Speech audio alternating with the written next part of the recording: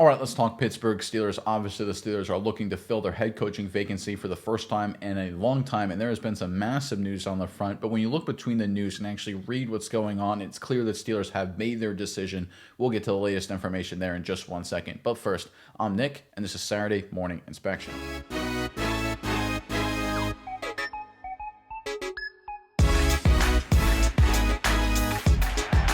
All right, the Pittsburgh Steelers, obviously being one of the biggest franchises, one of the more famous franchises, and arguably one of the more successful franchises in the NFL, obviously, getting their head coaching position filled will drive a lot of news and a lot of headlines.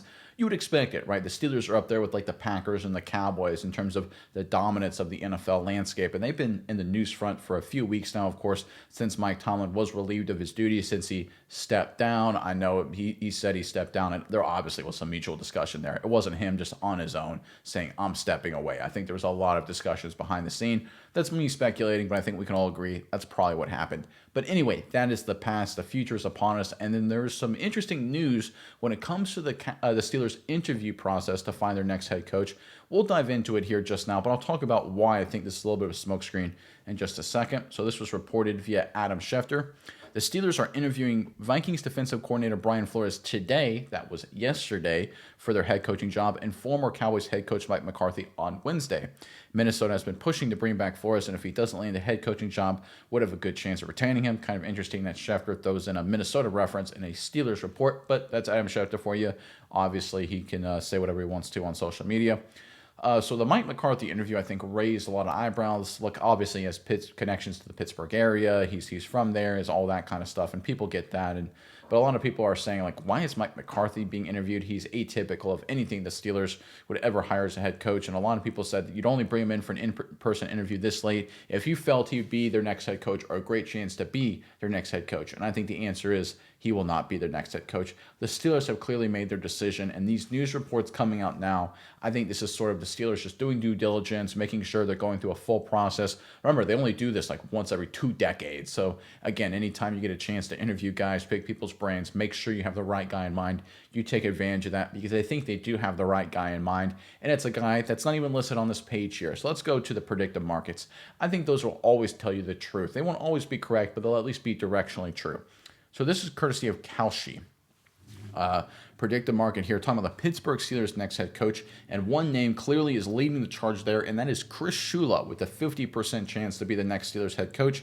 Brian Flores currently sits at 23, McCarthy at 17, so Shula has greater odds than Flores and McCarthy combined. Shula, of course, is still coaching the Los Angeles Rams, who are in the playoffs, so that's sort of a lurking thing in terms of could he be interviewed? Could he be announced? Not necessarily, of course, until the Rams are done with their playoff run, whether it happens this weekend or after the Super Bowl. But one of the things you'll notice about Chris Shula and his percentage chances, if you see him in green on the screen right there, you can see he's been the favorite going back, over a week now since the 13th. He kind of took over, and then he's always been the favorite. Really high percentage, really high percentage, really high percentage. Spiked above 75%, a couple days ago, dipped down to about 50%. It's kind of hung out there. It doesn't matter what news comes out. The news of Brian Flores interviewing didn't really change a whole lot. The news of Mike McCarthy interviewing didn't really change a whole lot, right? It's been sort of flat from Flores. McCarthy's been kind of flat, and Shula's been kind of flat, well above the other 2 candidates that have been named in that report. And I think that's the big takeaway. One of the things when it comes to stock investing and investing in any asset class, if a stock keeps going up or down or is flat, despite whatever news is piled into it, that means that it's already called what's called baked into the cake, right? Whatever news happens, everyone's like, yeah, we're disregarding that. We already knew there was a chance of that happening, but the overall trend remains unchanged, right? So if some news report breaks about some company's future prospects, like some government regulation or whatever, and the stock is unchanged, and it's like, okay, all the investors already assumed that was going to happen, and they already know the company has a great plan, so the stock will keep going up, or the company still sucks, the stock will keep going down, whatever it may be. That's what's happening here with the Pittsburgh Steelers. I think everyone understands at this point, and I agree with this plan from the Steelers' perspective, that they've already made their decision, and that Chris Shula will be the next head coach of the Pittsburgh Steelers. Because no matter what news breaks, whether it's positive for Flores, positive for Mike McCarthy, or anywhere in between, it remains unchanged. For example, look at Flores' odds going all the way back to the 15th. He was right around 25%, really all the way back to the 13th, all the way around 25%, and has remained unchanged. News to the positive, news to the negative, it's remained unchanged. Why? Because Chris Shula to be the next head coach of the Pittsburgh Steelers is, guess what, guys? It's baked in the cake. It will happen at this point. That is my prediction, and I'm looking at this based on the numbers here. Doesn't matter where Chris Shula interviews with next. It doesn't matter what other teams have a lot of interest in him. It doesn't matter, oh, Hafley got hired by the Dolphins, Harbaugh to the Giants, whatever. It doesn't matter. New GMs being promoted and hired across the National Football League. Sean McDermott's available from the Buffalo Bills. It doesn't matter what news breaks. Chris Shula is still the heavy favorite, 50% plus. It doesn't matter what news breaks. Nobody else comes close to Chris Shula. That is the biggest indicator here. Then it's already baked in the cake that the Pittsburgh Steelers' next head coach will be Chris Shula, and I am a fan of it. This is a Steelers franchise that loves defensive hires, obviously. I think they want to go younger, which makes sense. Tomlin was a young guy when he was first brought into the fold, so was Cowher. Both had a lot of success. Remember, Mike Tomlin, his recent playoff misgivings and misfortunes, kind of aside, he was winning a ton, going to Super Bowls, winning them, of course, with the Pittsburgh Steelers early in his tenure. He was doing fantastic things as a head coach, at least when it came to win and losses. Now you can sit there and say, well, that was Cowher's team or whatever, and that may be an argument one way or the other, but he was getting it done. Whatever you say about Tomlin, he was getting it done the first half of his career. Second half of his career, obviously, the results in the postseason speak for themselves, not playing championship football. Chris Shula is a guy from a defensive perspective that is playing championship football. His Rams are in the NFC Championship game. They're one of the best teams in football, offensively and defensively. He's a young guy. He's a forward thinker. He gives the Steelers team a strategic edge from the head coaching perspective. I've been very clear about this a bunch across every single video we've done, is that any head coaching position, whether it's with the Steelers or anybody else, you've got to look for the head coach that gives you a significant strategic and tactical advantage on one side of the football or the other. The era of the CEO head coach, the guy who blows the whistle and stands on the sled and the rah-rah speech or whatever, that's come and gone.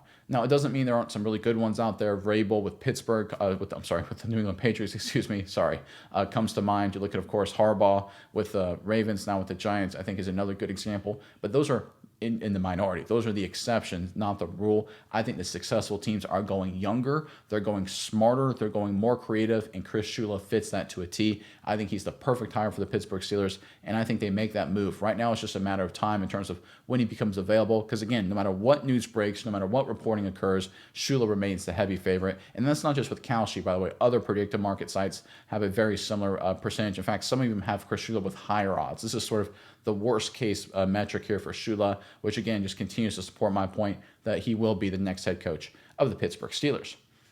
All right, Steelers fans, in the comment section below, we got more to cover today. But first, I want to hear from you guys. What would you say if Chris Shula became the next head coach of the Pittsburgh Steelers? Would you like that hire? Would you hate it? Would you say, let's wait a little bit, see how it checks out? Give us your thoughts on a potential Chris Shula hire to be the next head coach in Pittsburgh. Put them in the comment section below. I really want to hear from you guys. I want to hear your thoughts on what Shula could bring and if you would be a fan of the move or not. So let us know in the comment section below your thoughts on that. But let's pull up another report that dropped yesterday that I thought was interesting, talking about the Pittsburgh Steelers. This is per Steelers Depot, but this is from Ben Roethlisberger on his football podcast. He writes, or I guess Ben Roethlisberger said, it was written by Steelers Depot, I would not draft a quarterback for at least 2 to 3 years in Pittsburgh. That is interesting. That's just my opinion. I think as a GM, if I'm GMing this team, the issue that I see with a lot of teams is they get a quarterback and they try and build around that quarterback. I think it should be the other way around. That's a different approach. I think you should build a team and put your quarterback in it, okay? It happened to me. They had a great football team. They plugged me in. We had a veteran group. It just works. It works better than trying to grab a quarterback and be, okay, we're going to build around this quarterback because then it's going to take 4 to 5 years to build around that quarterback. He's probably going to look like poo up to it. And you're like, is he really our guy? Is he not our guy? So this is really interesting from Ben Roethlisberger's perspective, and I think he brings up a great point. Here's my one exception. When did Ben Roethlisberger come into the National Football League? 2004. It was a different era. Collective bargaining agreement. Free agency was still relatively new. There were people that were playing in the NFL in 2004 that when they joined the National Football League, free agency hadn't existed. The salary cap wasn't a thing. Teams were still trying to figure out how to make it work. Right? 20 plus years later, it's a different world. There's a collective bargaining agreement now where there's a rookie wage scale. Rookies are incredibly valuable, especially quality rookie quarterbacks. I mean, the Houston Texans basically went from a terrible team to a playoff team a few years ago because DeMeco Ryans helped fix the defense a little bit, but they had a good season from C.J. Stroud and he cost them nothing. Right? One of the reasons why the Patriots are so good is because Drake May is playing high-level football and costs the team nothing based on how much he should be getting paid if he was on the open market. Again, that sort of discrepancy between the rookie wage scale and the value they could potentially provide makes it incredibly important to get that young quarterback and get other young players.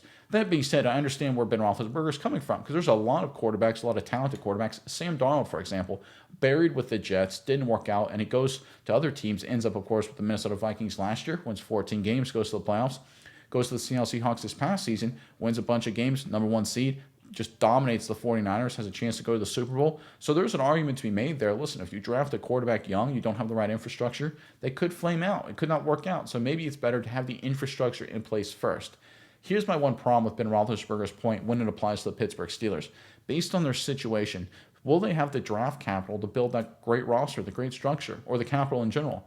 I don't think so. And therein lies the problem. Which direction you go for Pittsburgh? They've got a lot of talented young guys on defense, but they're getting old too. You look on offense, listen, there's some guys I like. I think Washington's fun. I think Freiermuth's solid. I think Metcalf's a good receiver. But outside of that, their playmakers are a lot of yikes. If we're being totally honest, right? I think that's fair. Their offensive line, I think there's some pieces I like. I think overall it's solid, but it's not like the best group in football, not even close, if we're being honest. So again, there's a lot that's good about Pittsburgh, but there's a lot where it's a lot of old, especially on defense. There's a lot of expensive on defense. So in terms of the infrastructure and building it, how do you go about it?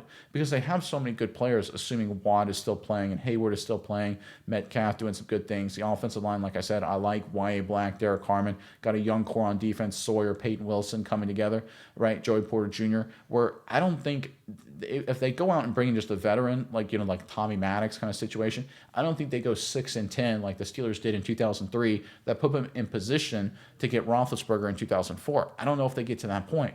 You could be running this vicious circle if you're Pittsburgh where, all right, we're just going to bring in a veteran quarterback and, on the cheap and just slowly build here and get ready for a future, future young quarterback, and we're going to use our capital to add key players on offense.